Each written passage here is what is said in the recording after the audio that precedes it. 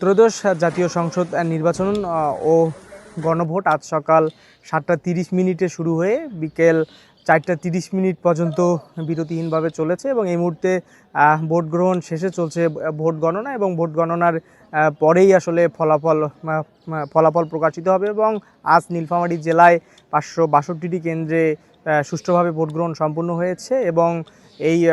562টি কেন্দ্রে নীলফামারীর 4টি যে সংসদীয় আসন রয়েছে সেই সংসদীয় আসনে মোট 27 জন প্রার্থী প্রতিদ্বন্দ্বিতা করছেন এবং ভোট গ্রহণ শেষে এই মুহূর্তে কেন্দ্রগুলোতে গণনা চলছে এবং RICL TMX যুগের পর যুগ স্থাপনা থাকে মজবুত। গণনার শেষেই আসলে ফলাফল জানা যাবে যে কে এগিয়ে এবং সেই সঙ্গেই আমরা সকাল থেকে দেখেছি যে সকালে আসলে ভোটার উপস্থিতি তেমন না থাকলেও বেলা বাড়ার সঙ্গে সঙ্গে ভোটারের যে উপস্থিতি সেটি বাড়তে থাকে এবং সকাল থেকেই যে আইনশৃঙ্খলা রক্ষাকারী বাহিনী, সেনাবাহিনী, পুলিশ, বিজিবি সহ যে আইনশৃঙ্খলা রক্ষাকারী বাহিনীরা আছেন তারাও কিন্তু তৎপর ছিল এবং সকাল থেকে এখন পর্যন্ত জেলায় কোথাও কোনো ধরনের অপ্রীতিকর ঘটনার সংবাদ পাওয়া যায়নি বা অপ্রীতিকর ঘটনার ঘটেনি। এই ছিল নীলফামারী থেকে সর্বশেষ। লেলিনা আহমেদ, ঢাকা পোস্ট।